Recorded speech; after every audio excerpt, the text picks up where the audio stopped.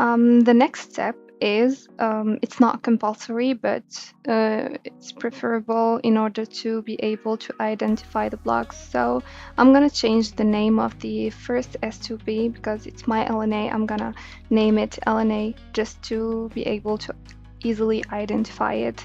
And I'm gonna also change the name of the second one into low pass filter, LPF. Click on OK. Then we're going to adapt the output of the system. And for that, we're going to go to a linear lumped and choose resistant and then connect it to the output. Then double click on it and choose 15 ohm. Click on OK. The next step is to add another source. This source is gonna determine the center frequency for our blocks. So I'm gonna choose the frec source and I'm gonna attach it to the two blocks and configure it.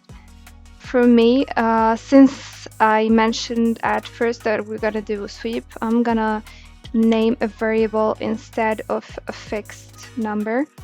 I'm gonna name it frec and click on OK.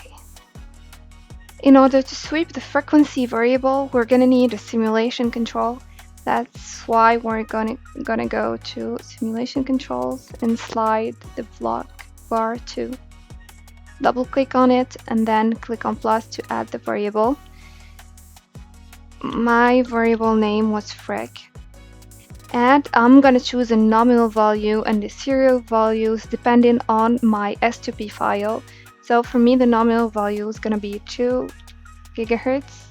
And for the sweep, you can choose a range, log range, a list, a file list, as you wish. And I'm gonna do a range for my example, and it's gonna go from 2 gigahertz to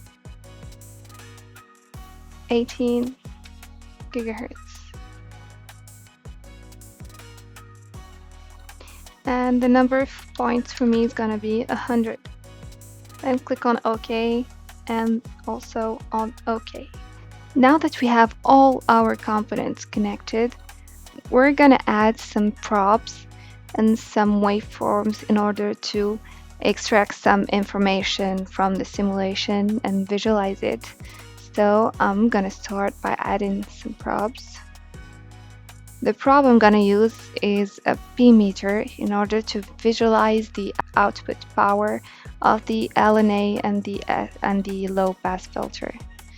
So what I'm gonna do is I'm gonna push back a little my blocks and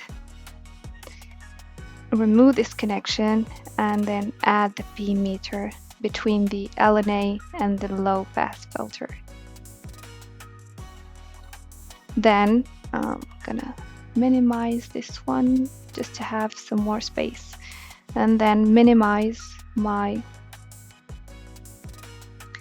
schematic and do the same thing and add another P meter between the charge and the low pass filter and connect the two of them. This is the measurement prob, and in order to visualize the results and the power I want, I'm gonna go to scope and pick waveforms, 2 of them, then double click on the waveform.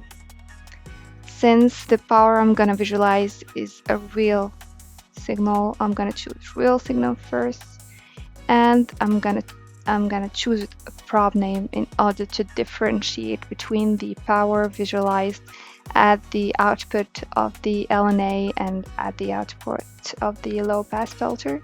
So for me, this one is gonna be an P out, then LNA.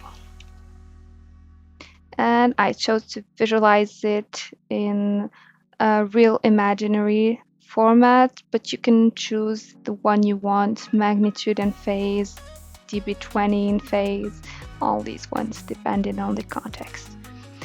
We're gonna then click on OK.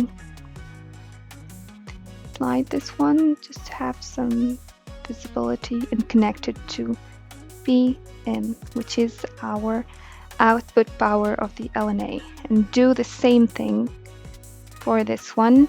Double click, choose a real signal. Change the name, P out, and low pass filter, and it's real and imaginary too for me. And connect it. This way we can visualize the output power. In here we can simulate. And visualize the result of the simulation.